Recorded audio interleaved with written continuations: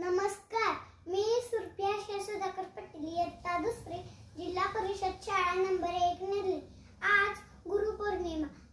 सर्वप्रथम मी माझ्या सर्व गुरूंना वंदन करून मी माझ्या भाषणाला सुरुवात